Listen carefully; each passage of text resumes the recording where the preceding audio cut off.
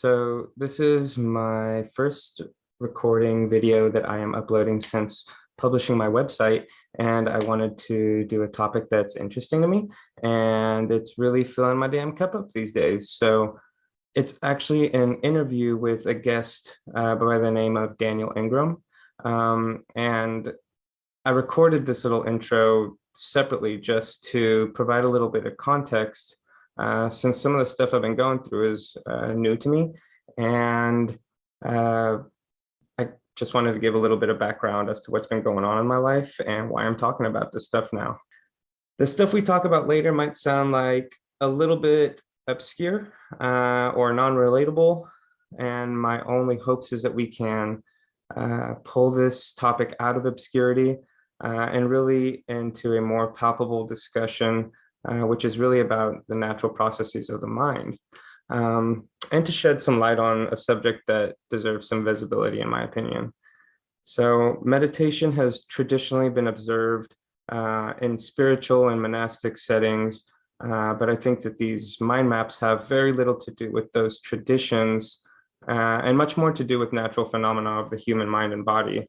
And this is just a topic that relates so well to everything I already care about. So yeah, one of the main reasons for hosting this episode is to dismantle some of the stigma around meditation, which includes sort of getting the entire topic of meditation out of that niche spiritual religious bubble and discuss it as a natural part of the human mind and body, and through a mental health lens. So this is pretty much a big reason why I spent the majority of 2021 creating a website, which actually just spans a variety of topics and resources. And it goes in depth as to why I'm interested in this in the first place. Mostly because mainstream representation of meditation doesn't really explore all the facets of meditative path, which some can have implications that are detrimental to real life circumstances. And I think it's worth highlighting here. I myself am a bachelor's level social worker, and I've been in the field for the last 9 years of my life. My line of work has concentrated around advocacy and client-based work through sexual and mental health, sexually transmitted infections, HIV, violence, substance use, homelessness. And I've really gotten to explore like the diversity of gender and sexuality, diversity of race and neurology. And I have a lot of personal experiences related to my advocacy, which made me somewhat enthusiastic about finding Daniel's work, since it was just relatable on a lot of levels. The stuff we talk about today might enter some weird sounding territory, and you might hear some language that is being used, which isn't necessary to understanding the broad message being communicated here. Most of the stuff that sounds pretty out there or unrecognizable will be like the formal states and stages of meditation, which is something I asked Daniel to expand on more.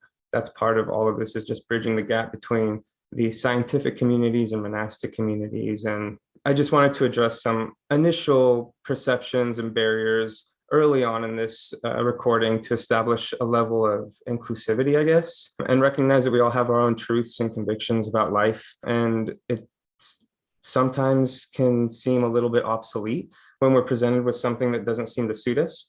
But I find this stuff really curious. And if anyone watches it, well, obviously y'all are curious about it too. But yeah, like seriously, I love sciencey things and expanding my awareness, and I'm just extremely intrigued by like technological advancements for hopefully the benefit of humanity, not all of them. But, that's why when this occurred to me, I was just kind of blown away by the beauty and the elegance of this natural part of our minds that's really culturally suppressed. So yeah, I am coming at this conversation definitely from the point of view that if someone would have tried to talk to me about meditation a year ago, I would have definitely written it off pretty immediately, just based on my previous experiences and what I thought I knew about meditation. And also feeling that my healing process in life was much more in the direction of like mental health through therapy, medicine, honoring history and ancestors,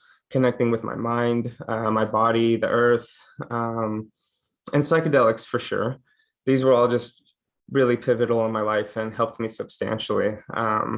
And but then in February of 2021, I experienced this event, which I referred to as my defining event, I guess, that really marked pretty much the beginning of me realizing that meditation was a thing, but it was actually like an actual event in meditative practice that creates profound shift in anyone. For me, it was just this profound shift in moment to moment human experience.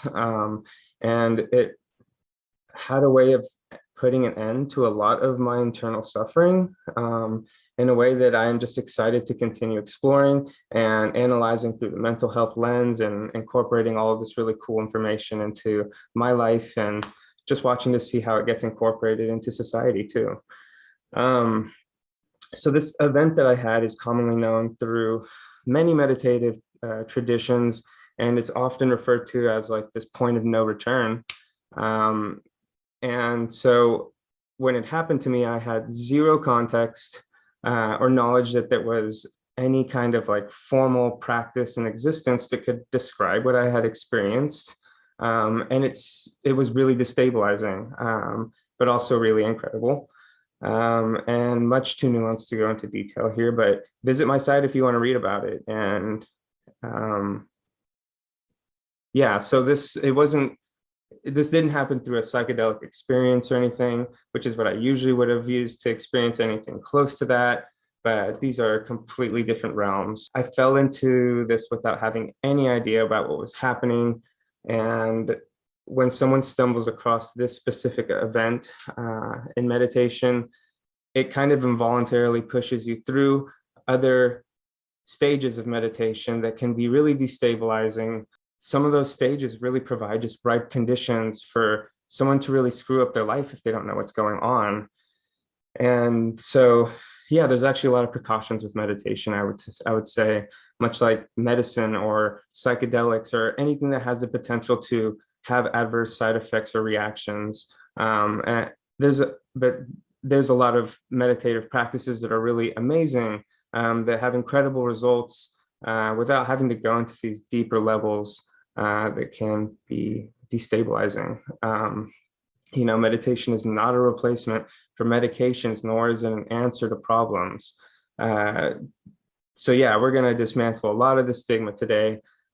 All this fits quite nicely into my advocacy for like informed decisions, harm reduction, trauma-informed care, and yeah, you get it. So lastly, this is just a labor of love for me. I have been deeply in my own suffering for most of my life, and I had spent a majority of my adult life searching for methods of healing, and really just developing. And I came into accepting my queer and non-binary self over the last 5 years, which was just an incredible part of my healing journey. Yeah, and so then I had my defining event, and it really shattered my perceptions of my life in a much needed way. And it provided me with pretty much a brand new lens to add to my collection. Yeah, it went along so well with like social equity and mental health and diversity of experience and identity.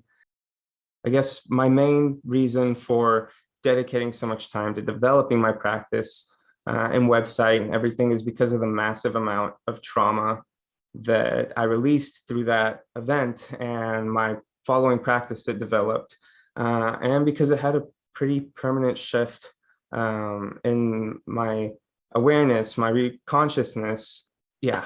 Anyways, I am definitely a novice in this field, but I'm enthusiastic about it for sure, which is why I asked Daniel to join us today, because he is just known for far too many things. He has appeared on several podcasts over the years. He's a retired emergency medicine doctor. He's an author of several pieces of literature and writing that he has. These book that he's published called Mastering the Core Teachings of the Buddha, version 1 and 2, which are available online for free. And they're just an incredible tool for anyone trying to find grounding through meditative paths. And it's just well known throughout meditative communities. And it was really helpful for me. And he has also helped put together the Dharma Overground, which is an online community of just practitioners and people exploring. And he most recently joined a multidisciplinary team of researchers who are working on kind of mapping out and systematizing these states and stages of meditation. And I believe that they're actually kind of like trying to use technology to measure out and map out what's going on in the human mind, brain, when people are kind of going through these meditative cycles, these paths, these stages. Yeah, and I think they're going in and getting a lot of like testimonies and working with people who have had these experiences and trying to kind of just bridge this gap culturally around what's going on here with this whole subject. So yeah, the way he communicates is just like absolutely grounded in scientific and medical rationalism. So it tends to make sense and it's pretty cool. So yeah, we'll be discussing mind maps, which are kind of referring to the meditative paths or tools used to navigate stages and states of consciousness. And yeah, I'm happy to say at least that this event has led to benefits in my life. And now I get to sit here with Daniel and have this conversation. So yeah, despite it being a long year, happy to be here to share this with y'all.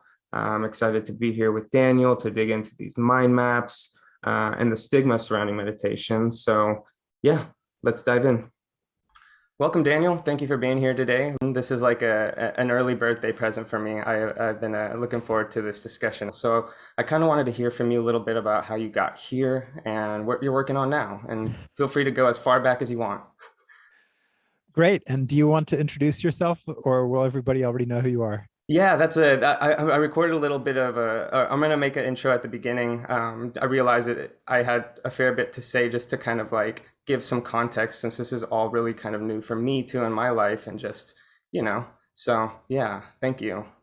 Awesome. Okay, wonderful. So I just wanted to make sure we're balanced here. Mhm. Um, and so, yeah, so I started having meditation experiences as a kid and some energetic stuff and traveling out of body. And this was a result of some just early meditation course stuff that happened in fourth grade, really, and probably going to a Quaker school. We sat in silence 10 minutes every morning, and being something of a precocious early childhood lucid dreamer.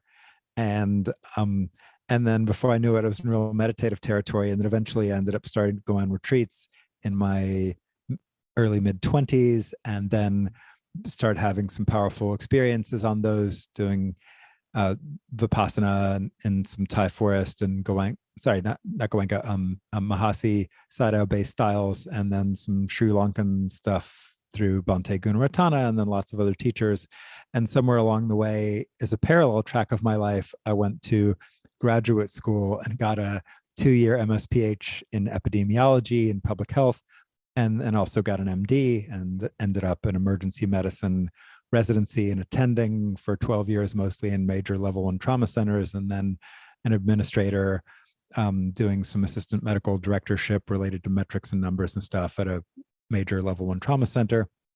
And then retired early and ended up trying to figure out how to put these things together, and had a lot of friends at a lot of very fancy institutions like Harvard and Yale and Cambridge and other places who also had had similar experiences and also had a lot of training, and also recognized that the clinical mainstream had a very rudimentary and sometimes even detrimental understanding of territory that, you know, we actively cultivate and explore as part of our practices and through various modalities and meditation, and some people psychedelics and other stuff, and prayer, and sometimes just spontaneous experiences from being alive. And so we recognize that the clinical mainstream could benefit from a lot more knowledge and study, so that we could upgrade their capabilities to fulfill their own medical ethical obligations, to have enough knowledge to give people informed consent for diagnostic and treatment modalities and cultivating practices, and to be able to diagnose things well and manage them well, and do population-based tracking and epidemiology and public health policy, resource allocation, and all of that. And to be able to do that globally to meet the medical ethical criteria of justice and equity.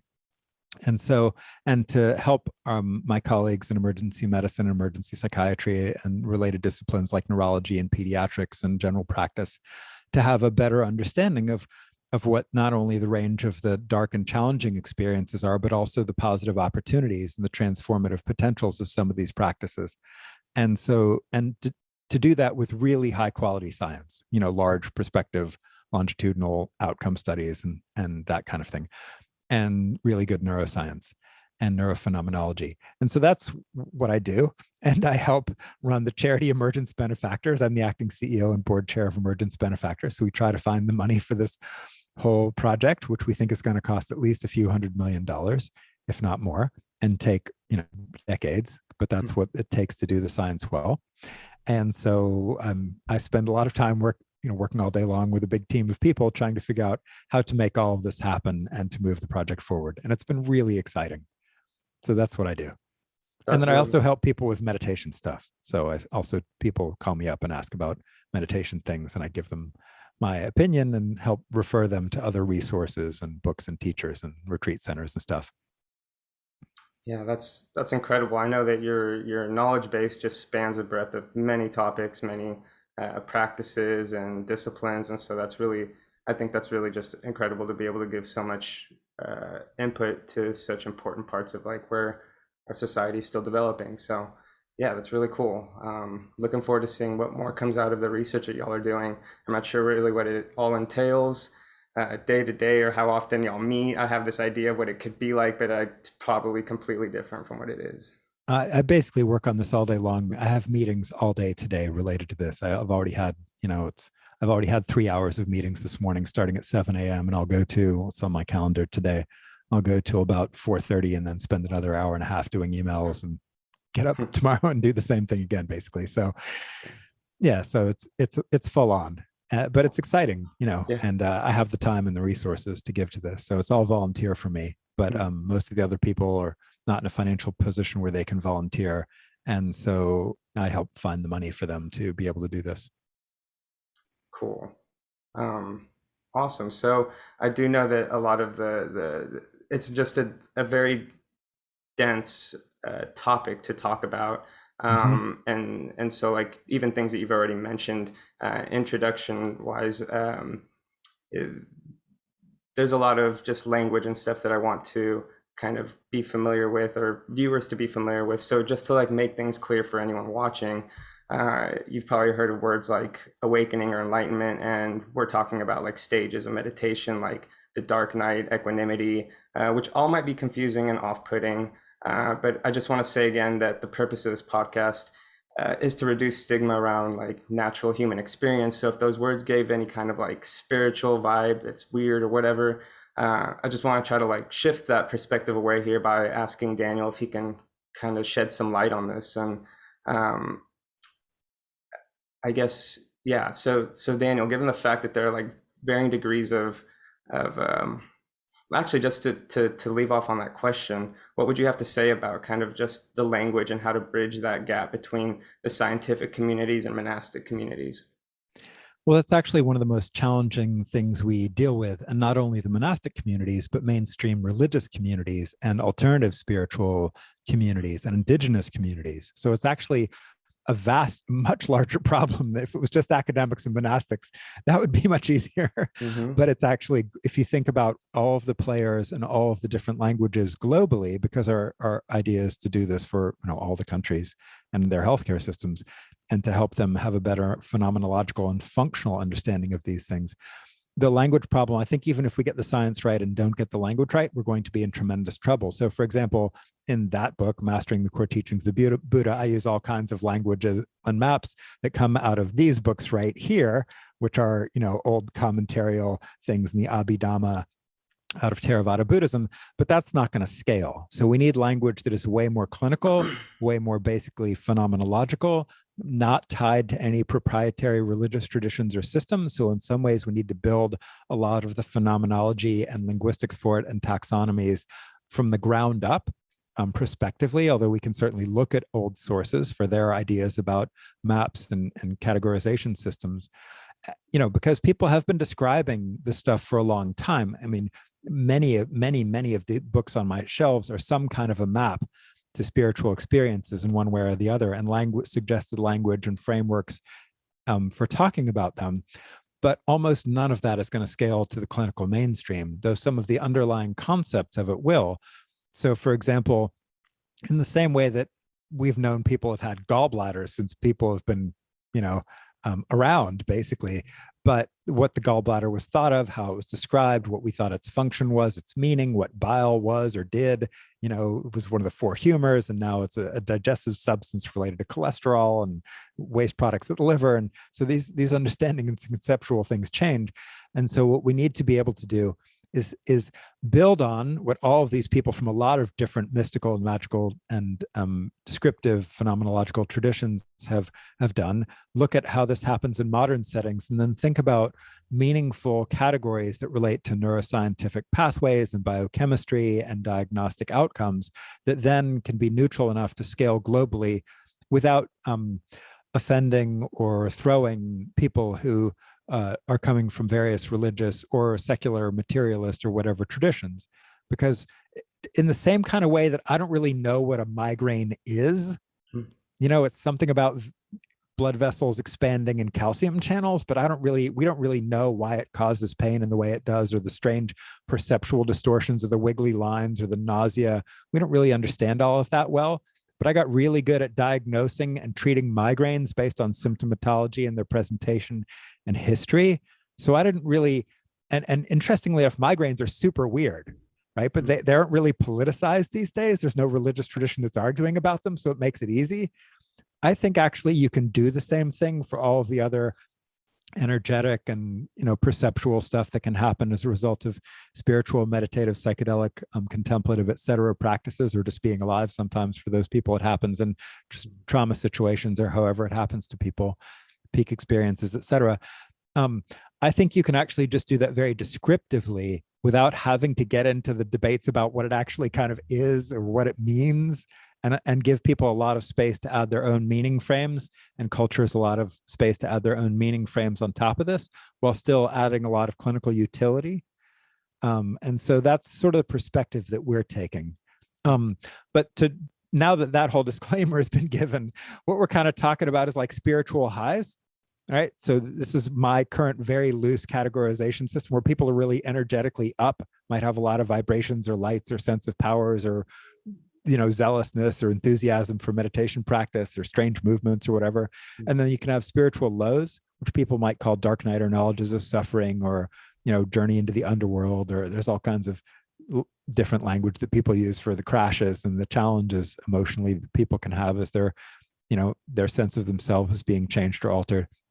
And then kind of spiritual vistas and plateaus where things seem very expansive and peaceful and integrated and better off. And people can kind of cycle around those. So there's kind of a loose working description, but even that's probably not going to make it into the final products we come up with. But something of that probably will, I would guess, if I had to predict at this point. But again, having to build this up from the phenomenological and linguistic ground up so that we don't offend any of the religions or the secular people, that's a real complicated anthropological and linguistic trick and political trick. So that will be as interesting as anything else we're doing.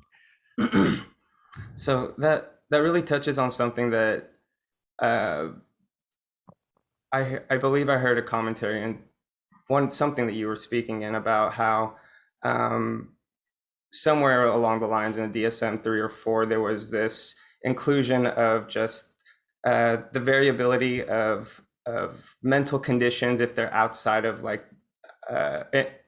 from a spiritual reference or from a another culture's perspective. I don't know what I'm trying to say, the right wording.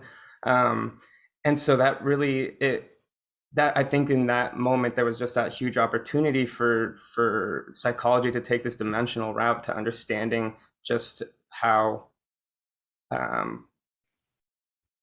nuanced, I guess, these categories can be. And so like I just wanted to ask if you can quickly like touch on that and kind of how that happened, or what happened and your take on it, and how we're kind of trying to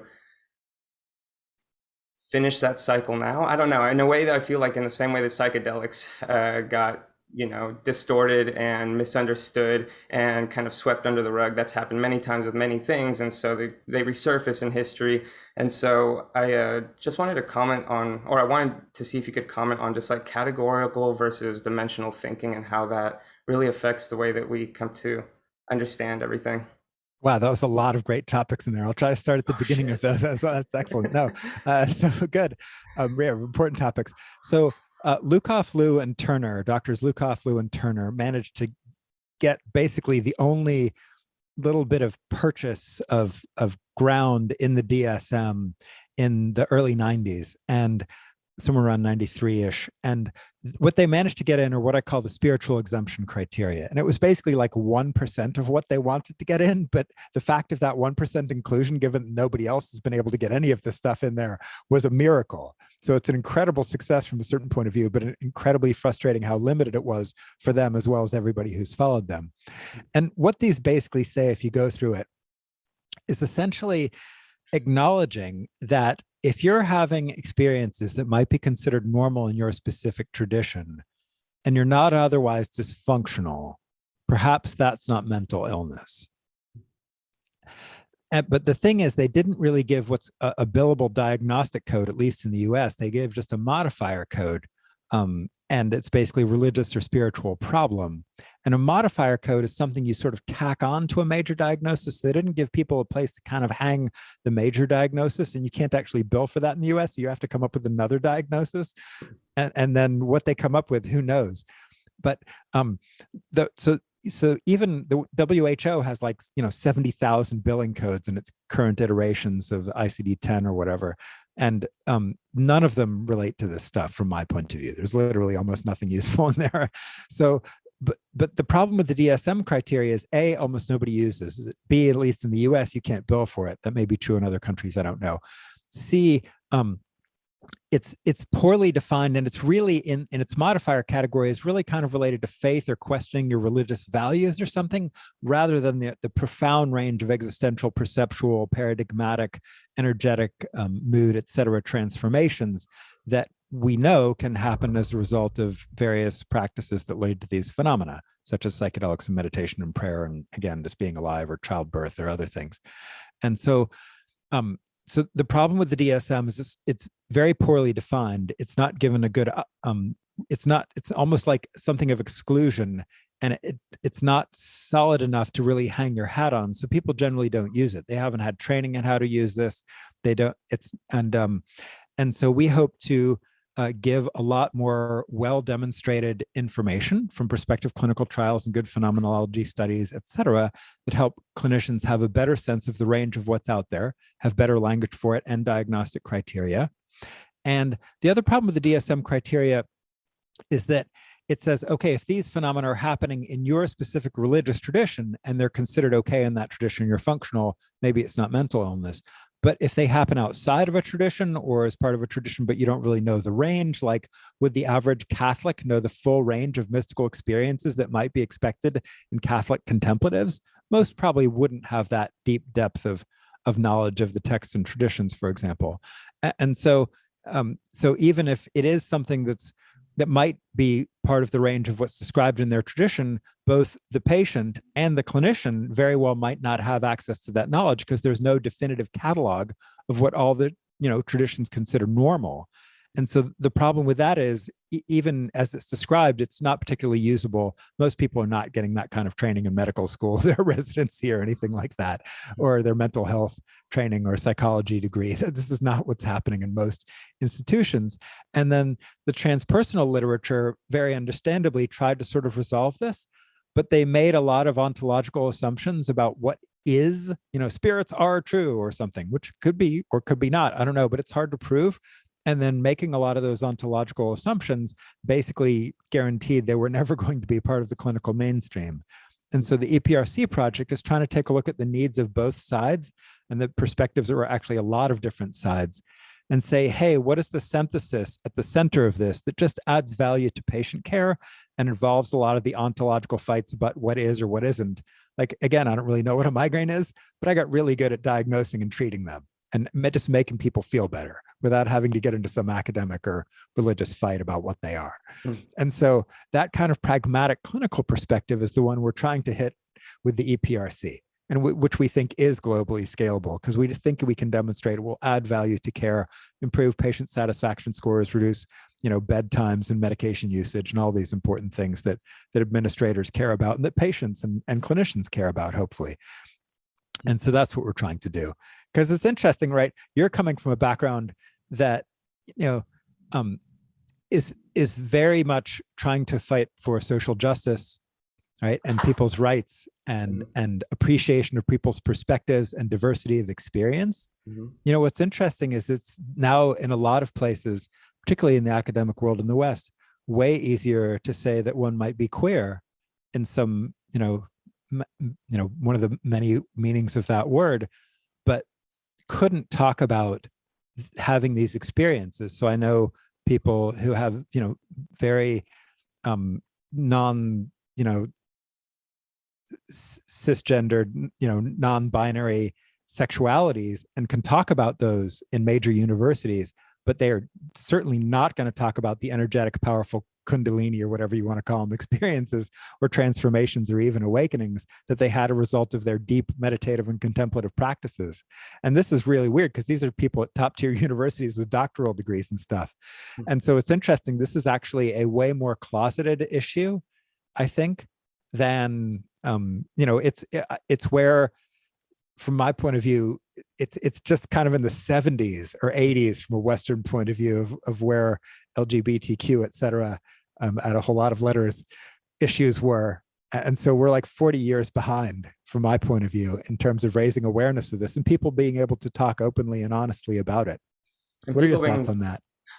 Definitely. I was just about to add, like, people being able to talk openly and honest about it means also creating a system where people can first like heal from the trauma that has perpetuated and really prevented a lot of that kind of like comfort, and to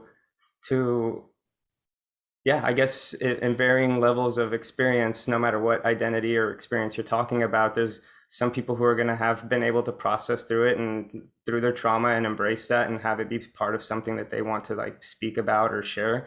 And I guess that's where like the nuances of like just how you grew up, like who are you? Are you the type of person that likes to share about yourself or not? Are you one of those people that likes to have questions asked about you and that's how you open up? And so like, it's just, there's so many levels of experience that it's just hard to really pinpoint one thing. But yeah, I agree with like everything that you're talking about like there's just differences in setting and environment, or just like in the person in which, someone might feel comfortable to share something or embrace it. So yeah. Yeah, a number of the academics that I work with, I was literally the first person they had ever told these experiences to that happened sometimes 10, 20, 30, 40 years ago. And it's really interesting to see how some might have been some of the most transformative and or challenging or profound or a mix of all of those of their entire lives, some of their deepest and most defining truths, and yet couldn't talk, even from their positions of being in top tier universities at the height of, in theory, the world of exploring truth and experience and what it means to be alive, and yet couldn't talk about any of this. So it's a very powerful closet still in the academic world. And a few people are starting to break out of it, but that hasn't reached anything like the clinical mainstream. I think it's also like, it's because there definitely is a way to tease it out of that spiritual realm and make it something of just like, a natural human experience, a part of just like regular life. And so I think that's also the big part of it, because academia doesn't always mix well with spirituality or any, I don't know. I guess it does. I didn't mean to say that. I just meant like, what did I mean? I guess unexplored, things that have just been really suppressed for a really long time. That's how I see this practice, is just something that's been suppressed and not a lot of people talk about it. And if someone experiences something like crossing a threshold that is one of those point of no returns or just wakes you up, there's not a lot to go from there, unless you get lucky enough and go online and you find the right resources and you really have a sense of just like navigating it to not get caught up in the maps or teachers, or there's so much about it. So it's super complicated. And having seen weird things handled in a very straightforward clinical way that really does seem to make a difference from my medical training, I know there's a way the medical world can do this and do so much better than it currently does. Because we do it for all kinds of other weird stuff. Like Lyme disease is super weird in all the strange ways it can present, right? But it's not that political. It's a little bit political, right? But not that political.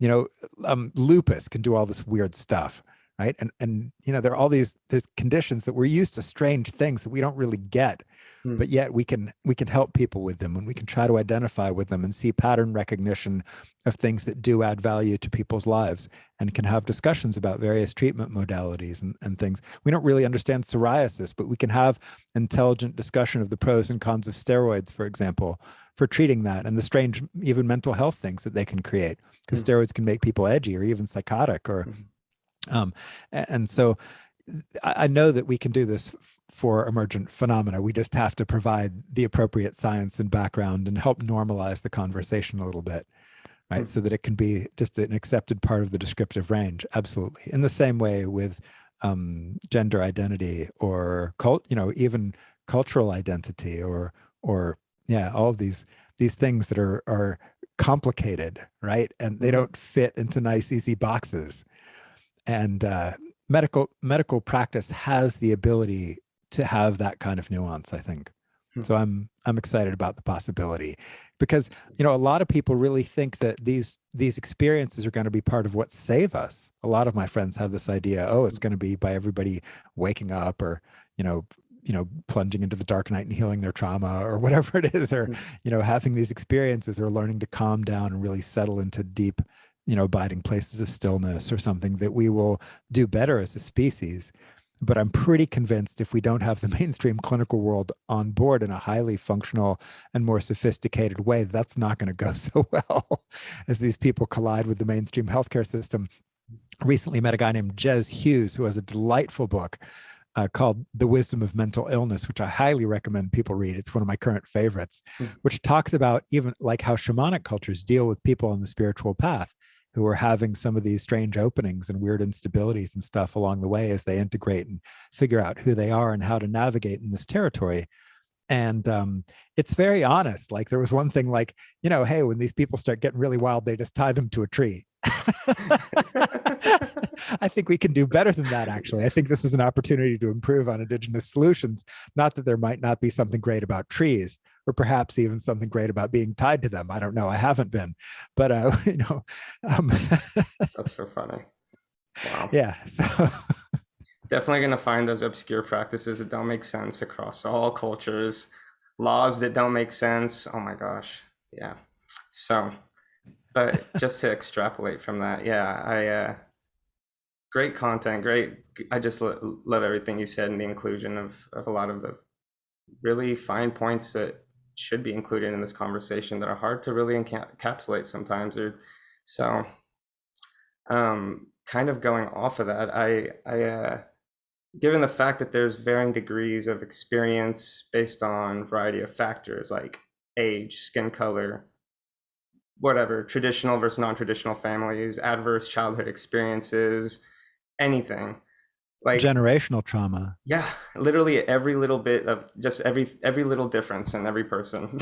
I think all these factors really impact the way that people receive messages and just go about life. So like, how have you found to be the most efficient way to, or not, what's a, how have you found to be able to demystify kind of like meditation? Like, how do you personally navigate audiences where like perceptions of meditation or you are a roadblock to sharing and connecting with people on this information? Whew, that is a super complicated question. The one thing I've definitely learned is it's going to take a lot of different voices. The only way this works is with a lot of different voices, because um, by choosing any term or any conceptual frame or any background or any way of describing yourself, people are then going to be reacting to that either positively or negatively. And not everybody, there's no term or way of describing or sort of hill to stand on that you can choose that doesn't alienate somebody. And so it's going to be critical as this moves into different cultures and geographies and systems and of thought and of understanding and of culture and of value structure, that they have as much space to make it their own as possible, which is why the EPRC project wants to be as ontologically neutral and agnostic and just grounded in the essential things. Like, we can all agree that people have gallbladders unless you've had it taken out. that kind of straightforwardness, we can all agree on that. Carbon is carbon. I'm very, very jealous of like the mathematical sciences and chemistry and physics, where like all the terminological discussions are largely worked out. There's a little bit of cutting edge, but it's not much. And the language is just very universal around the world in terms of the naming of elements or how you do mathematical symbols or things like that. And so trying to have that same quality for the basics of emergent phenomena and the progression that they might potentially unfold in, or the patterns there, or taxonomies, is something that we have to make sure we don't add anything additional to. That's where I think most of the people who have attempted this before have gotten into trouble, where they wanted to add in their own pet religion or pet explanations or whatever, that then diametrically was opposed by some other mainstream religion or secular group. And so it's going to take a lot of voices and being very mindful of not adding on our own favorite religious or ontological or cultural trappings whenever possible. And so that's what I've learned about this. And so, like, for example, when I talk to people about meditation, some people just love my stuff and the way I describe it, my personality, and some people just hate it. They just can't stand it. It's not their cup of tea. And I totally get that. And it doesn't work with their aesthetics or their linguistic preferences or honoring their specific traditional, favorite gurus or whatever. And that's important to be very respectful of, and say, hey, if we're going to reach everybody globally, we have to, at least for the EPRC project, be very cognizant of how to have a diversity of voices and not add anything to messages that's going to make them too bulky to slip through some of the narrow passages we need to navigate to get useful, functional tech into the hands of clinicians, mental health practitioners, and the public. You made me think of something kind of just in the way that right now, with some of kind of like in my work, and just like the way that outside of meditation, sometimes the way that I see the way that society is progressing is in terms of like equity and justice. There's sometimes this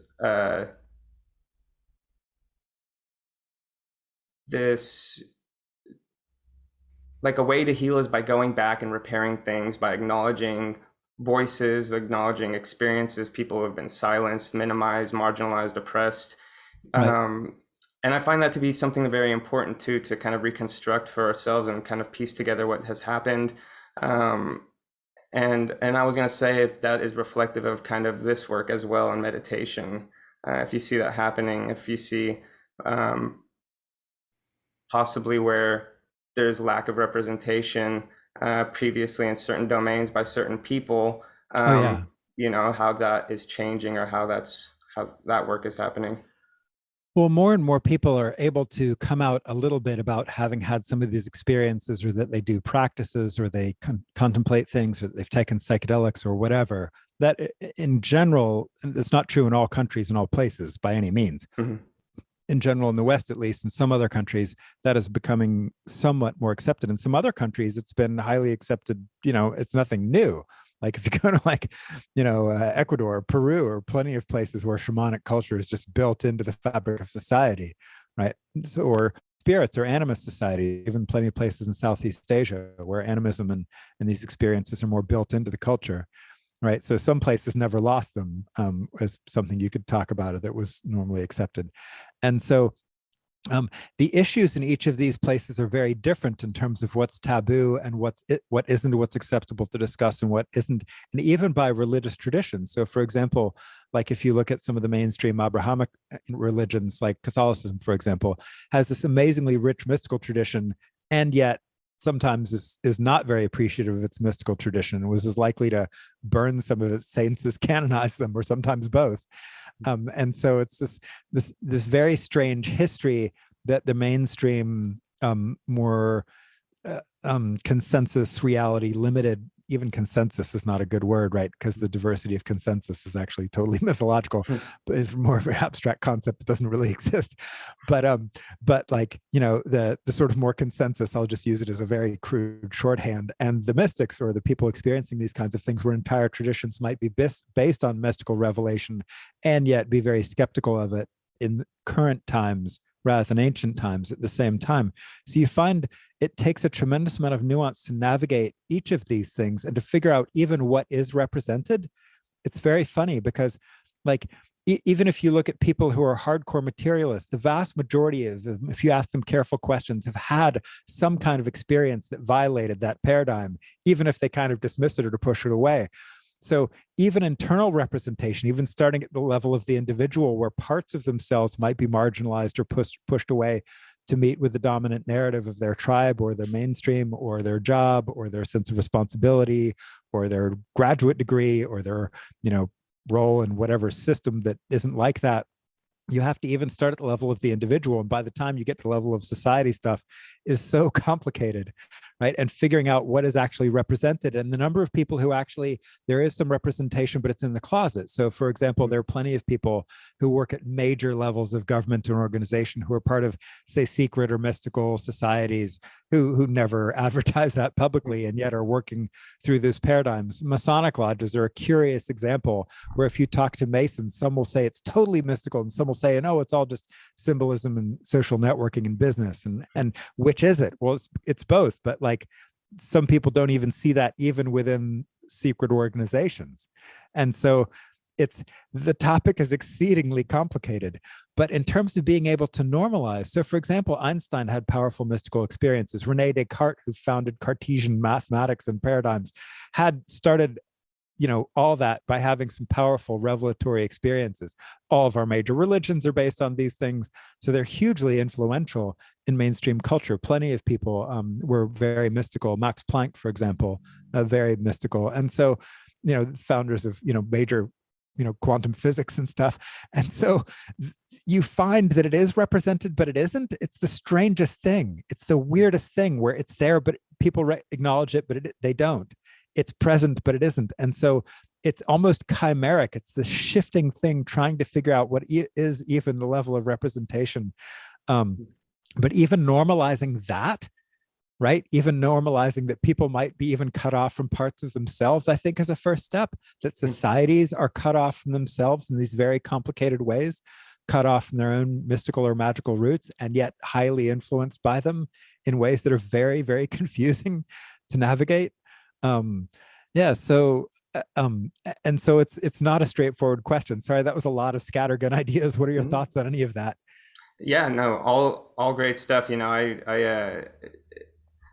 I there's just sometimes I guess my initial thought or my thought at the towards the very end was just that, like, on a very maybe modern basic level, it seems that even just in my search through institutions that are teaching contemplative sciences, that there's a lot more representation even of just like people with darker skin and people who are perceived as women or women identifying. And so like that's something that is maybe just even in the Western sense, because I don't know if that's very recent, but just the way that kind of like bringing it out of that spiritual kind of bubble allows for more of just like comfort, depending on where you live as well. Like you said, there's a lot of just, yeah, differences in what people can do safely around the world. So yeah, I don't know.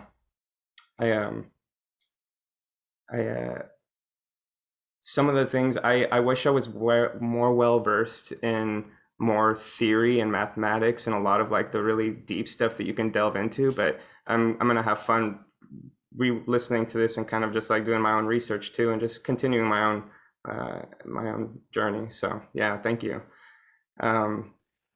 Yeah, and in terms of diversity from like a skin color and language and sort of ethnic identity point of view, I actually think that's one of the places where there's the most, it's because of that that we have the most hope, curiously enough. Because if you want to, from as I'm a white, cis, gendered, wealthy U.S. male, right, a position of staggering privilege, I actually think that the most help for this scaling globally is that the white cis, highly educated point of view did not have total hegemony everywhere, thank God, because it's in that diversity that you get a tremendous amount of data that is supporting of the EPRC project, Hmm. right? Because scientific materialism and what came out of Western European white men largely did not manage to penetrate everywhere, even in the West, not even close. And so it's through a staggering amount of diverse technologies and peoples and cultures that you get the massive amount of global evidence for something of the universality, maybe not of individual experiences, all of them, but certainly of the general category of what we're calling emergent phenomena, mystical, magical, spiritual, energetic, et cetera, psychedelic experiences being a global phenomena across cultures. And thus, it's because of the diversity that you can make that not only do we think we have a much larger chance of getting this stuff out there to penetrate the clinical mainstream, and may even have to work backwards through these other cultures and countries to, the United States and some of its institutions, or and we'll see which way we have the most traction by, but it gives us a lot of different pathways that we can work through to globally reach the qualities of justice and equity, and to demonstrate the case that this is part of the universal human experience. You've been doing this for quite a long time now, and I heard you say something earlier about, this is something that just really needs voices and people out here. And so I'm wondering if it's ever been surprising to you, and maybe it's just because of the fact that you've started a huge online community at Dharma Overground, written several books, published them online for free, which has brought a lot of brought you into the mainstream. But I'm wondering if you're ever, if there's more people doing what you're doing on this level, where people, because I imagine that you're getting requests. I don't know how often you get requests to host podcasts, to speak at places. I Is probably do there, a podcast a week these days, something like that. yeah, yeah. Is it like, maybe, yeah, if there are other people that are doing really great work out here that you want to share also, just to kind of like, I don't know if you ever feel like there's just too much. I can imagine all the sorts of people that have come to you, and put you in different places of wanting you to be a teacher, wanting you to do more than what you're here to do, and so like I'm wondering how that has shaped, or how that has progressed in 25 years. Um, if it's decreased the amount of people who come to you, if there's other people that I can just go to for resources. Actually, weirdly enough, so the number of people coming to me has remained curiously steady. Hmm. And I actually am very grateful for that, because it's a load I can handle. And it has never gotten yet to the load where I can't handle it. But part of that is also because I'm not looking to be anybody's full-time teacher, and most people are looking for something like that.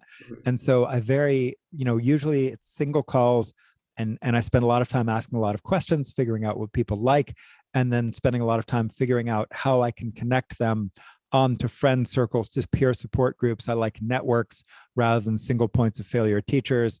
I like peer-to-peer people journeying together on the spiritual path that may have differential levels of knowledge of certain topics. But I really appreciate getting people in touch with circles and networks rather than pyramids, or a whole lot, spoken wheel where there's someone at the center and a lot of people around. So that's, I think, part of how I keep the load lighter is, people already know I'm not going to be your long-term teacher, because, and also, I think people, curiously enough, because I do this for free, is a weird thing. People kind of respect that in a weird kind of way, and thus help me conserve my resources. It's an odd thing. I think, obviously, strangely enough, if I charged money for this, I would be more overwhelmed. Um, so that helps, and that helps me do the EPRC and emergence benefactors work, right? That I have a reasonable, maybe 10, 15 hours a week of talking to people, and then the rest I can do the EPRC and emergence benefactors work project. Some weeks it's as low as 5, some weeks it might be more hours. In terms of lots of other people out there doing this, well, there's a tremendous amount, but it depends on what you mean by this. So this is actually the kind of thing that could be explored a lot. Do you mean doing research into this stuff? Do you mean helping to fundraise? Do you mean helping to network? Do you mean helping to relanguage this, helping to integrate, how to do the synthesis between the sort of clinical mainstream's thesis and the antithesis, which has been anti-psychiatry and transpersonal and all the other variants of all, mindfulness and all this kind of stuff. And so so it depends on what you mean that this is. Do you mean individual meditation coaching? Do you mean just practicing together as part of a community? Do you mean helping to promote online awareness of these issues at all? Right? This is a huge topic. So what do you mean? That was, I mean, I think that outline of just how big this actually, like how broad this subject actually is really helpful, I guess, and just putting into perspective that all those facets are really important in addressing them, and yeah, just think it's really valuable to have that medical and scientific background that helps balances this all out because yeah, I can't, I don't the whole teacher having there's something I can't put it into words right now, but it's I think just a wonderful resource to have someone in the community who has had this background and is taking this approach and is not trying to take anyone under the ring, who is just trying to put the information out there so that people can make informed decisions and really be safe about this stuff. And that has so much to do with just like even just for me when thinking about like working in STI and HIV clinics, like that's huge. Like the whole conversation around that was so similar to COVID, and it's also so similar to this. There's just so many similarities to draw on that it's a. I just think that that's a great resource to have in the community. So yeah. Yeah, I'm actually extremely grateful for the year I spent online working at the CDC's national AIDS hotline Hmm. back in 96, 97, Oh somewhere damn. in there before I went to grad school. That I learned so much. I mean, I tried, got to try to help people and network them and connect them to Hmm. resources and information, but also just learned a staggering amount about the amazing range of human experiences, activities, perspectives, suffering, joy, kindness, crazy. It was That was an amazing year. Wow. And I actually do spend some time doing a little bit of other public health stuff related to some COVID projects. Hmm. I'm involved in some people who are trying to reduce COVID incidents around the world, and so that's one of the other things I do in my spare time. And may actually go back to doing some public health stuff, actually a little bit in some kind of more formal ways, because the COVID crisis is so compelling, and I do have some of that training. And so, yeah, that's one of the other things I do. So I wear a lot of hats. Um, Man. So are you in retirement? Did you retire? well, it's a funny, my wife says no. In theory, I retired because I don't get paid for anything I do. I have enough money that I can just do projects and work on stuff that I want to work on. So, and just so when I'm fundraising, it's all for other people and their research and stuff. I don't take anything from it. In fact, I've given a lot of money to the EPRC and emergence benefactors over the last year and a half, Hmm. or 2 years really. And uh, so I'm kind of retired in that I'm not doing any of this for work anymore, but I'm kind of not retired in that I work like 45, 50, sometimes 60 hours a week doing what Wow. I do, and really could work 80 or 90, but I wouldn't have a relationship if I did that. And I really want to have one. So yeah. That's incredible. Well, the only reason I asked was just because I thought that that was something that had been mentioned before. Sorry if that was rude. And also just that No, I not think rude that at all. that's, That was important. I think it's awesome that you get to spend time doing, splitting your time up and working on all these different little projects that mean a lot to you. So that's really cool. You're able to And they still all do tie that. together, actually. They're Hmm. all integrated. So helping people with individual meditation stuff is how I've actually found a tremendous number of the people who help with the EPRC project, because they also were professionals or doctors or lawyers or accountants or business people or whatever, had fascinating skill sets, and were like, hey, yeah, I would love to help. How can I give something back to the community and the world Hmm. such that other people coming up in this stuff have a better time Hmm. and have better outcomes? And so it's been very easy through just helping people with meditation or spiritual experiences, energetic, mystical, magical, what we're calling emergent experiences. Hmm. It's been, that's been how a lot of the community that has had the academic power or the business power or the philanthropy power or whatever has come together. So it was that kind of grassroots, just helping one-on-one in the trenches for free, volunteer kind of thing, that has actually made basically all of this possible. Hmm. That's incredible. Well, good luck to all the work that you're doing, and it's really look forward to seeing what comes of it. Thank you. Hmm. Yeah. What are Um, you working on these days on these fronts? What are you trying to do? right now, oh, I'm in my own retirement. I actually just had, I resigned from my job that I was working for about 3.5 years, and I am applying for a position on like the board of like Texas Harm Reduction Coalition, and I'm serving on like a equity council committee for the homeless resource system here. And in the time being, I'm just making some money doing some other side jobs and trying to really just be true to myself, kind of hone in on kind of my personal experiences that really I can create into like a skill and offer to the community and help with assistance. I'm just a bachelor's level social worker, so like it's always been case management, community organizing, and but I've learned a lot. I've gained a lot.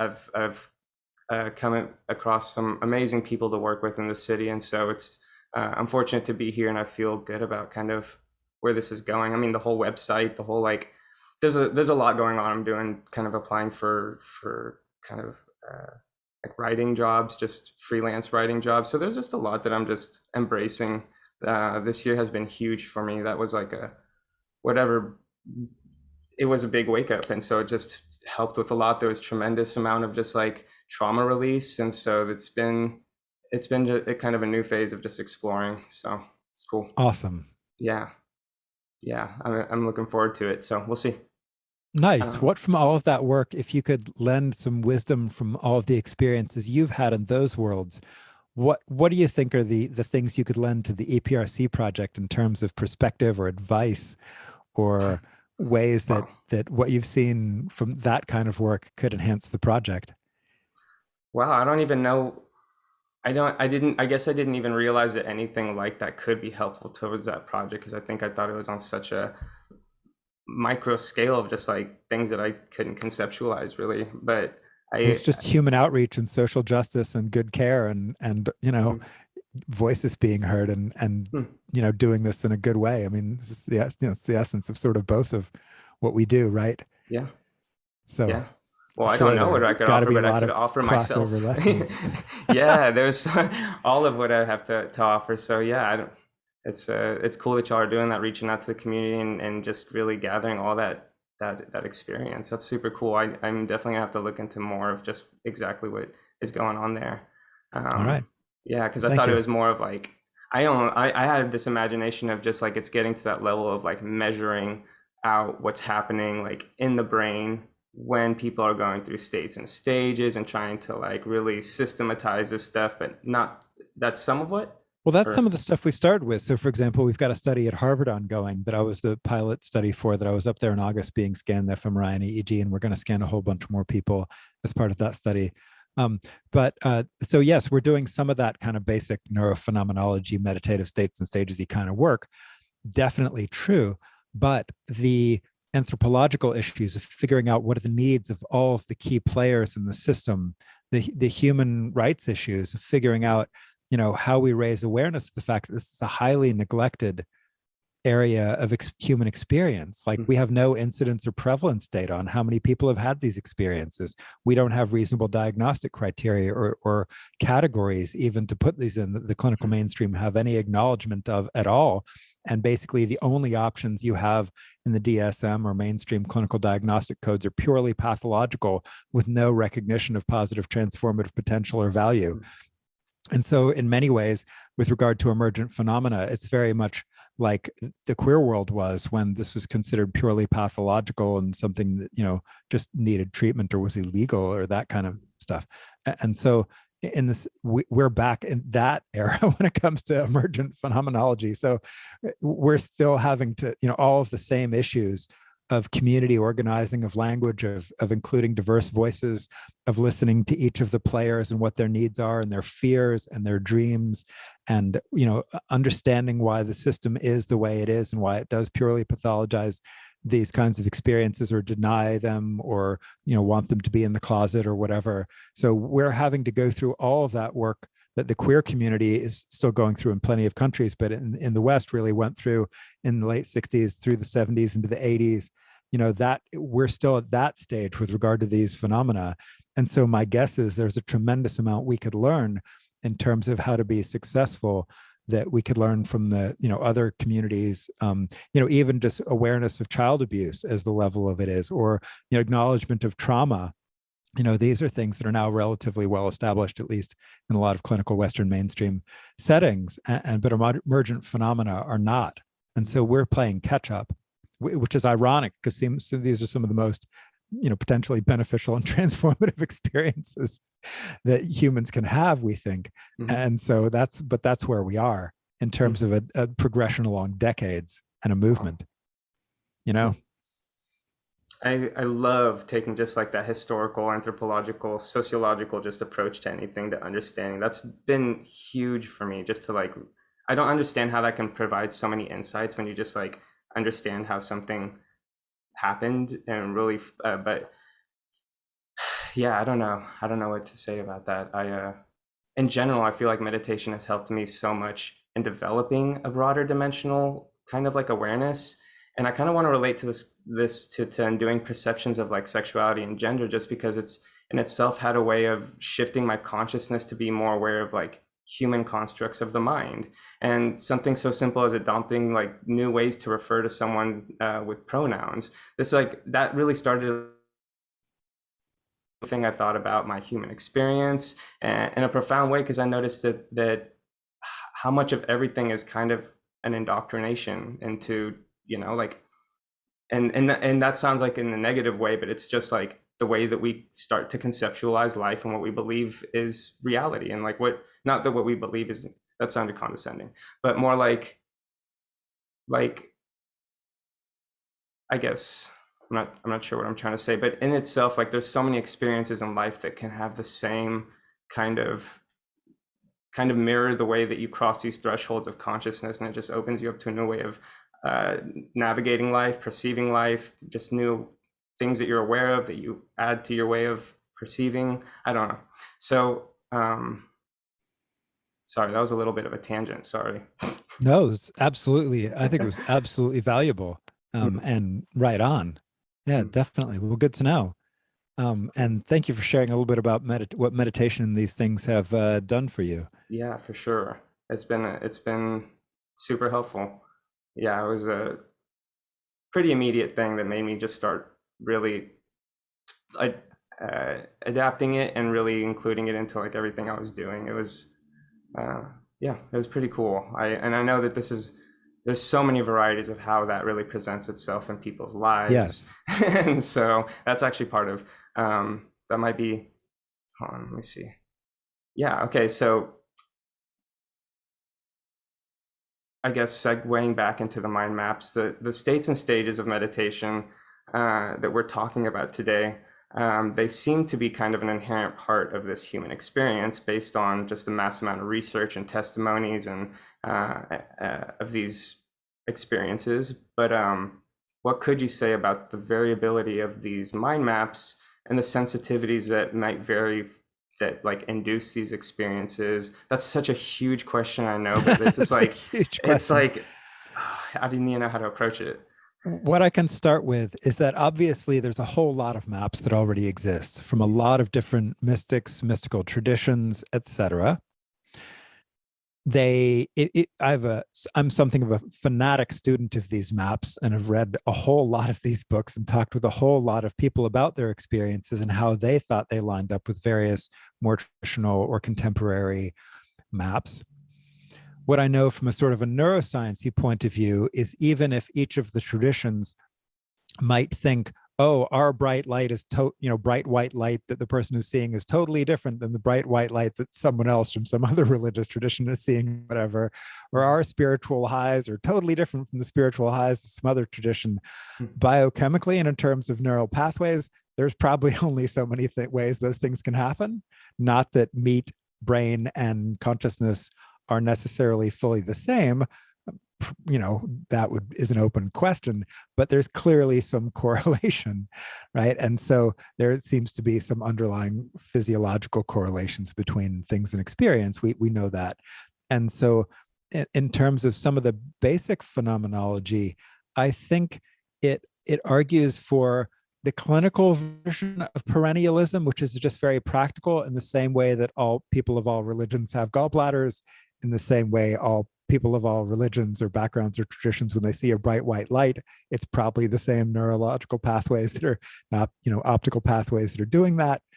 And so we can take a look at all of these maps that have come to us from all these amazing traditions and practitioners over the years and centuries and millennia, And we can then today, from a clinical point of view, from a just add value to care point of view, look at what some of the pathways have to be or might be, what might be the role of medications in terms of helping to improve outcomes in some of these. Mm-hmm. What are the places where you can do non-pharmaceutical interventions and techniques that may come from various traditions?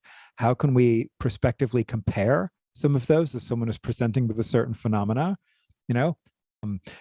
Then what are the techniques that seem to lead to the best outcomes, and what are the range of possible outcomes? And what we really hope to get to is the height of medical ethics, which is that you could actually have a nuanced conversation about the risks, benefits, and alternatives, which is critical to maintaining patient autonomy whenever possible, about not only treatment strategies, but even diagnostic or conceptual strategies.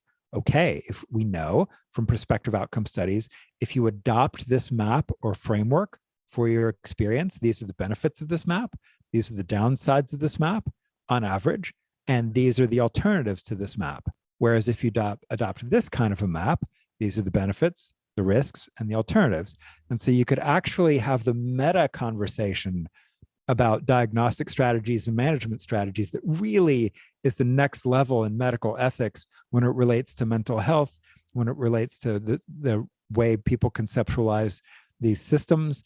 And being able to do that then allows it to really flow into cultures that may have strong opinions about which are their favorite maps or conceptual systems. And then we can actually do comparative outcome studies, and at least they can know and have data to make informed consent as consenting adults, to look at the way they're conceptualizing each of these phenomena and how they unfold, and be able to do that with a lot of good data on the risks and benefits of doing that. So that's actually a more nuanced approach than most people are taking at this point, where they want to take their favorite map, because we all have our favorite maps, right? I have my favorite maps. I talk about some of them in my book here, Mastering Core Teachings of the Buddha. But my guess is those are not going to be, any significant part of most final clinical solutions. Maybe there will be some echoes or resonances based on certain pathways that just seem to be universal in physiology or presentation or whatever. But we could talk about and this is one of the things that's debated a lot in my circles. Maps versus no maps is a big debate. And then if maps, which maps and which criteria, and what are the pros and cons of each of those? And being able to have really good prospective data on the outcomes of adopting those maps is something that we hope to lend to the discussion, such that we take it from the level of squabbling orthodoxies and take it more to the level of the higher ethical level of informed consent based on good data. So just to simplify, because in case it sounded complicated, I want to... sorry, that was kind of complicated. No. I was following it so well, but something that stood out to me that I hadn't thought about before, the easy comparison, and tell me if I'm wrong in this, is that any kind of practice, whether it's we're working on mindfulness, or we're going to a specific kind of therapy, or we're taking psychedelics, you can do them without so much, like you could go to someone who is not very well, or like you could take like a dose of acid or mushrooms, whatever you want, and go have a bunch of fun. But then there's also like a systemic way to approach that, and ceremony or whatever, to like actually kind of have more intentional moments with them, and actually kind of, I believe that they're in different indigenous cultures, it's kind of like a system, a map that you use to kind of progress through that, kind of things to look for to help you. Same with if you're just like trying to learn mindfulness, like there's someone who's going to be teaching you something specific about how to like work on that, and certain things that you should do, and hopefully they're looking out for you too and checking in, and vice versa. So like comparatively, when to demystify these mind maps that we keep talking about, they're really easily comparable to like anything that is just has like a systematized way of doing something that leads to really to something, to Right. I mean, even the traditions that are totally non-mappy, if you actually start taking one of these systems and talking with someone who teaches in that system and has had a lot of experience in it, and you start giving them cases. Hey, what if someone presented with this experience? They'd be like, oh, I know that when we do this for them. Mhm. And then if you tell them someone else is having a different experience, they say, oh yeah, I know that other one and we do this for them. Mhm. So they're using a map and a categorization system, because Mhm. all of this from a certain level is mostly at the level of like craft guilds, where you have a specific craft or skill set, and then you have guilds that develop around that, that are sort of a technical body of knowledge and a working lexicon of terms, and then standard techniques that they have, even if they say they're not all mappy or whatever, they all are, Mhm. right? Because they start to run in the same stuff that everybody who does this stuff runs into, Yeah. in the same kind of highs, lows, plateaus, and weirds, Mhm. basically. Mhm. It's just another four-part conceptual framework Mhm. for how one might look at these things. And they will start to notice progressions of how these things unfold in people as well, because there are some patterns you can sometimes notice if you're willing to be loose enough with your way you look at it, depending on how strict you are with precision and things.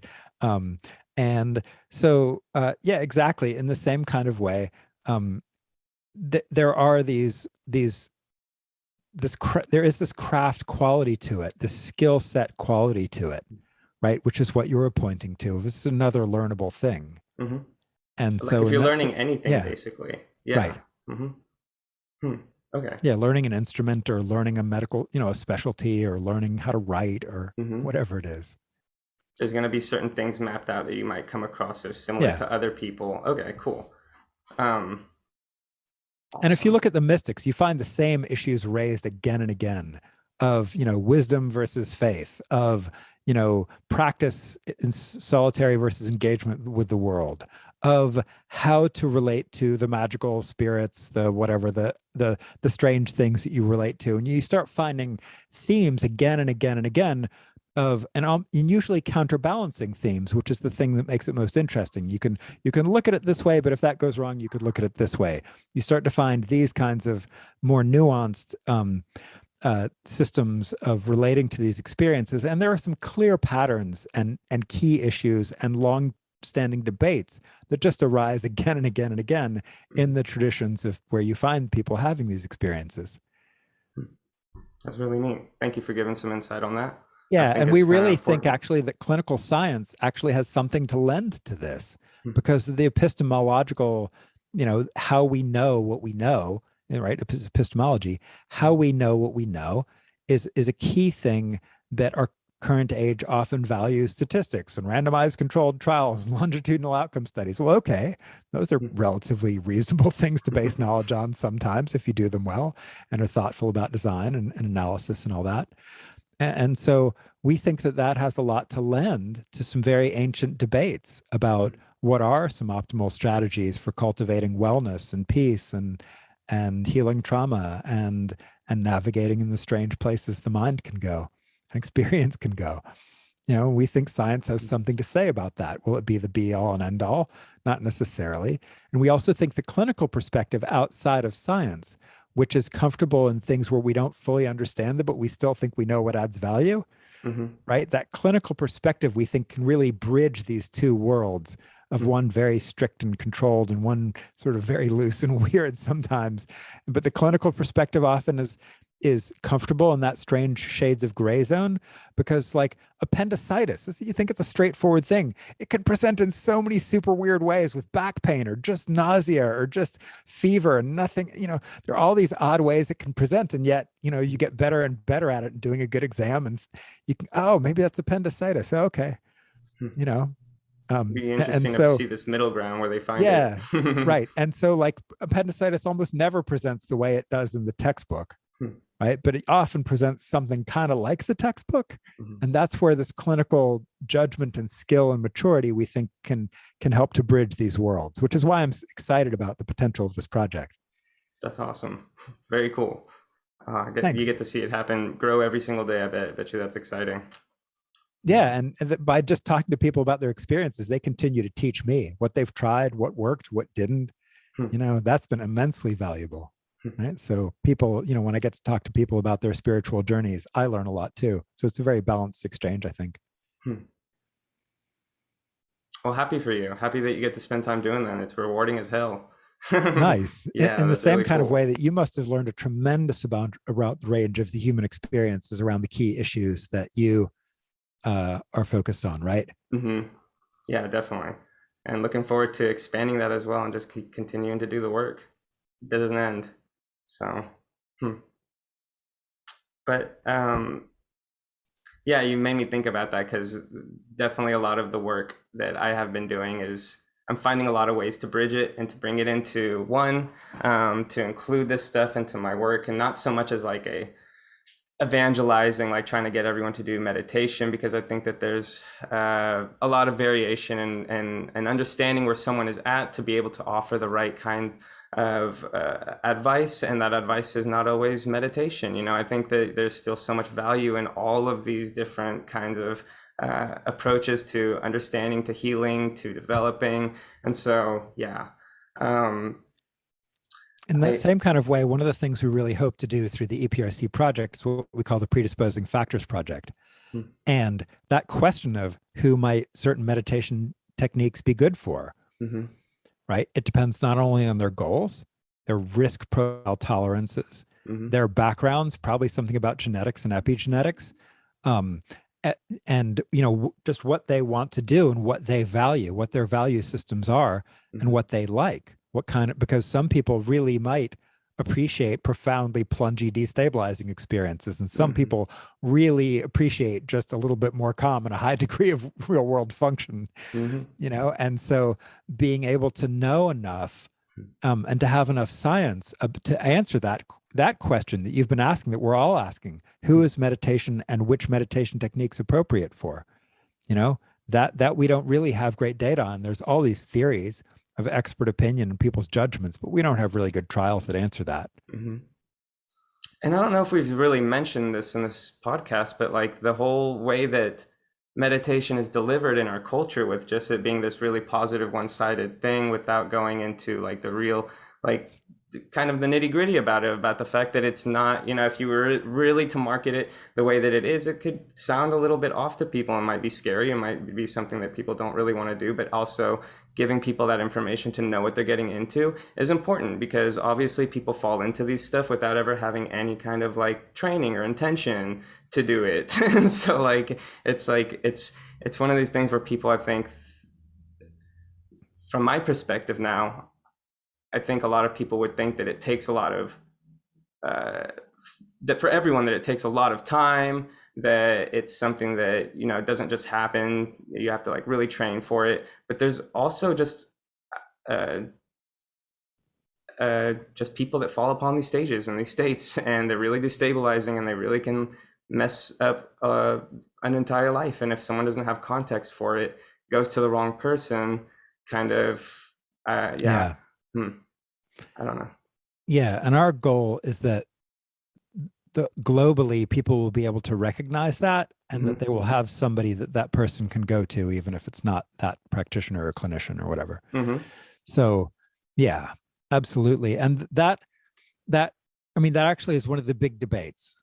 So one of the big debates um is it better to have that parentalist attitude where they know what's best? They're going to sort of hide the ball on some of the more challenging side effects because they think they have enough tech or wisdom to handle them, and thus really not give people good informed consent about the full range of risk benefits and alternatives, versus the argument that, well, they, having not really experienced the highs, lows, and weirds for themselves, there's no real way they could actually give informed consent. And so an expert, who's saying, oh, this is safe or good for you or whatever, on average or on balance, is making those decisions for them, because informed consent, having never experienced the highs, lows, weirds, or plateaus, might be impossible. Hmm. Or you could say, was it ethically to clinically scale this stuff because on balance it's so beneficial, and in order to clinically scale it, we had to say it was perfectly safe and nothing could ever go wrong or strange, despite endless books that talk about all the strange stuff that could happen, all over all over my shelves, right? And so, and have been for thousands of years across countless traditions, and so, but maybe that was a reasonable decision that they made then for everybody else without telling them they were making that decision explicitly. Hmm. You know, you can, the ethics of this is very, very complicated to debate, and I can see both sides of it. I'm pretty far towards the data-driven informed consent and risk benefits and alternatives, and not being as parentalistic and not, making decisions for other people without them really having the ability as adults to get the full information.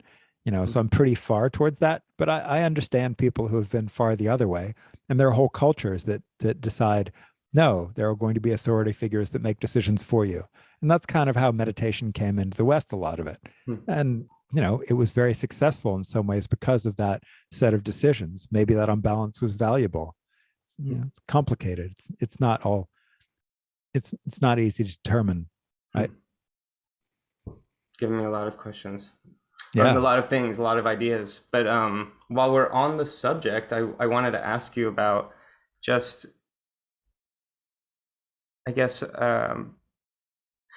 how do I start this? Maybe I'll add something into the intro about this, but about how I think we've mentioned the word Theravada and maybe Mahayana, but just basically really quick of just those being traditions of Buddhism, different lineages, and one of Theravada Buddhism, specific type of meditation found in that is vipassana or insight meditation.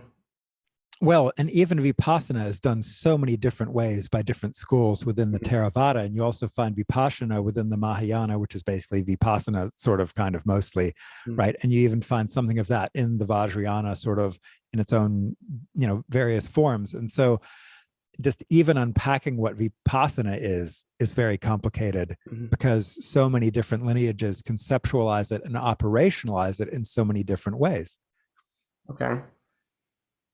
Okay, cool. So with that being said, today we are talking specifically mostly about insight and concentration meditation practices. And I wanted to just kind of get a realistic look of how you would describe what they are, what they do, what is like if someone's just like, what is this thing, like what's the trajectory, like what's an example of what can happen, what the lower stages look like, or I guess one of the more important parts too is just talking about the precautions still, like what is the what I call my defining event, the arising or passing away, known in several traditions as different names, but like what is actually happening, what is happening to the person, how do things change, and what follows? Well, I've done talks that went on for 5 and 6 hours on that, and we have like 10 minutes left. Oh shit. So, okay, yeah, definitely. Right. So I'm just gonna attempt a super quick, super coarse apologies for how reductionistic this is summary, right? So this is going to be really fast because I feel like I'm under a little time pressure. Apologies if it's too fast. I can't help myself. Okay, so the Theravada is like the elders. It's it's a tradition you find. It's a very diverse tradition actually. It's kind of saying what is Christianity? I mean, it's that diverse, but you find it mostly in Southeast Asia, Thailand, Burma, Sri Lanka, Cambodia, Laos, Vietnam. Starts to get a little complicated. You find it in the West as well in various forms, and other places also now that's spread all over the world in some ways. And there's lots of different styles of vipassana, but the essence of it generally is paying attention to one's sensate experience, the 6 sense doors, and noticing the moment to moment changing aspect of that experience. This is differentiated from what we might broadly call concentration practices or shamatha practices, using, again, a very specific Buddhist way of breaking this down, which are designed to stabilize the mind and positive factors and to calm down and to be either blissful or peaceful or expansive or formless, etc. Progressive stages of that path. Right. So one is deconstructing reality into its component parts and flickering, momentary, changing sensations to see that none of these unstable, flickering, changing sensations can actually constitute a true self that's a stable, separate, not part of the causal interaction of reality, and in control and knowing it as a separate thing. So it's designed to deconstruct that illusion at a very immediate, fast sensate level. and then a lot of traditions kind of fuse these together, where they incorporate the addition of skillful states of mind and bliss and peace and calm into their vipassana. And then debates about how much you should incorporate are complicated, right? And so then people will start to go through various stages. This is using maps that come explicitly out of like that book, which is the Abhidhamma, right, which is an old school Buddhist text. And this is called the 16 stages of insight. And this is just one way of looking at all this stuff, of many possible ways.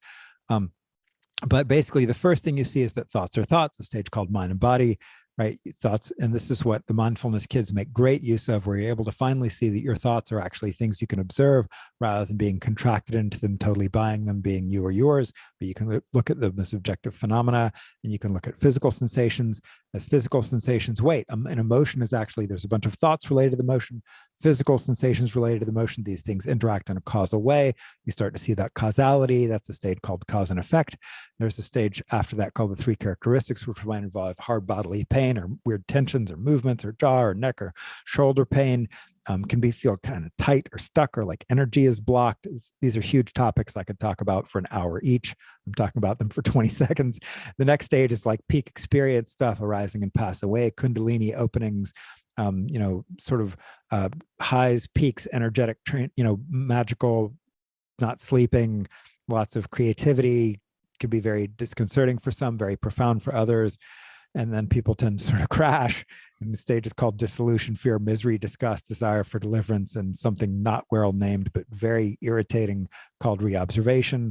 That sort of constitutes what we call the knowledges of suffering, or those who are appreciative of fusion traditions that come out of like, Jack Kornfield and some of the Western Buddhist teachers, where we, associate with the Dark Night, from Catholic mysticism or whatever. And then if you can get through that, then you open up into expansive states of equanimity, which feel very spacious, connected, integrated, very able to have highs, lows, and weirds flow through very easily. And then that can lead to what are traditionally called stages of awakening in that particular system. Just one way of conceptualizing the whole path, coming out of some of the traditions I've been trained in. And so that's kind of this loose, super quick summary of those. I think I did that in 5 minutes. Anyway, amazing. Thoughts on that? That was incredible.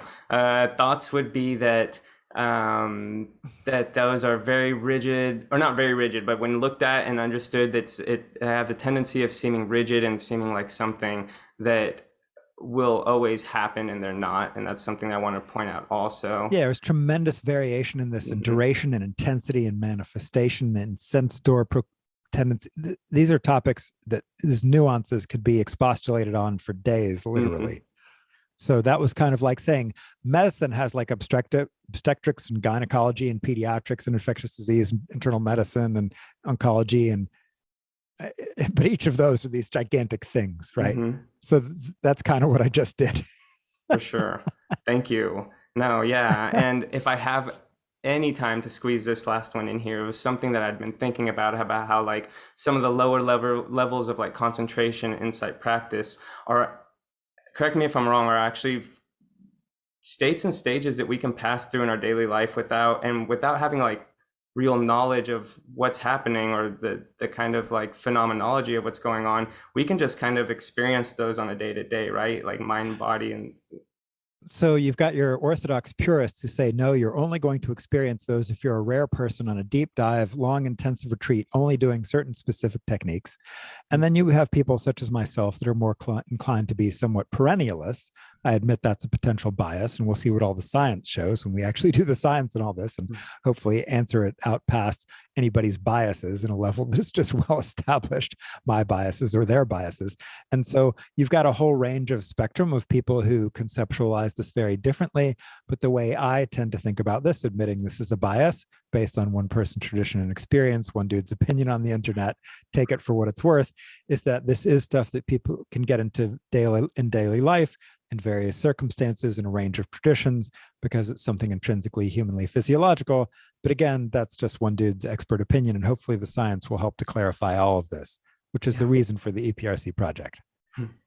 And without going further into the maps, like if staying in these lower levels, they can be, because some of the stuff is really intimidating, I'm sure, but some of these lower level stages and easier practices really can help with just a lot of just basic stuff like anxiety, Oh, sure. Absolutely. depersonalization, dysphoria, like a lot of just like stuff that we Mhm. experience in our daily lives. And so, like, not realizing that this isn't something that you have to dive into head first and really shatter yourself like some people want to do.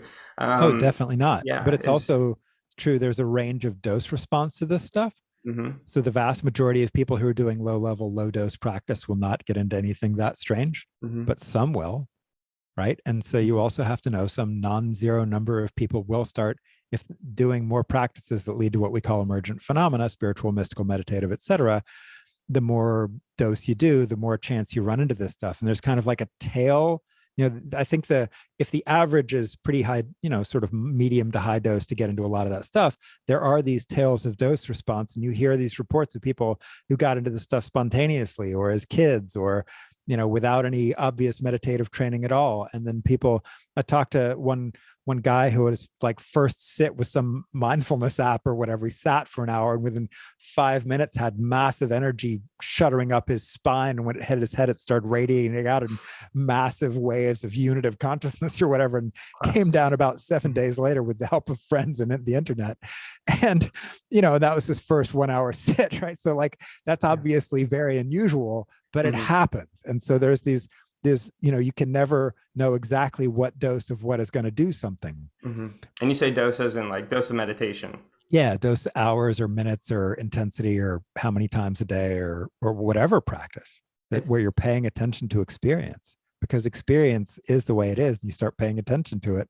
Lots of practices make people pay attention to experience.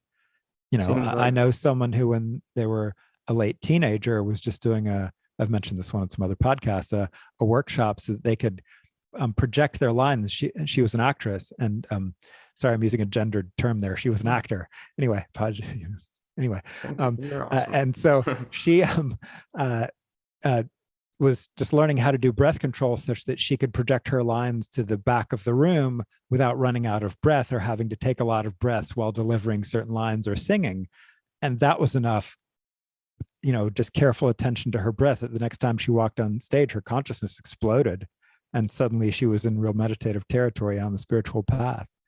And so, there are these somewhat unusual, but not that rare people. And we don't know the incidence of this, by the way. We don't know the dose response, where relatively small doses can trigger some very interesting insights. Hmm. So it seems very comparable and approachable, and to be able to be moderated, almost like medicine or Sure. anything that can be taken to the extreme or just have Sometimes need to adverse. titrate it and adjust the dose depending on a Awesome. person's, goals and responses. Hmm. Absolutely. Well, I super appreciative for your time today. This has been awesome, and thank you. Sorry getting you out here right on the minute. So, Cool. Yeah, it's been yeah, amazing. Thank you yeah. so much for facilitating this conversation, for all the work you do, and for getting this kind of stuff out there. You too. Thank you. I look forward to everything that you're working on.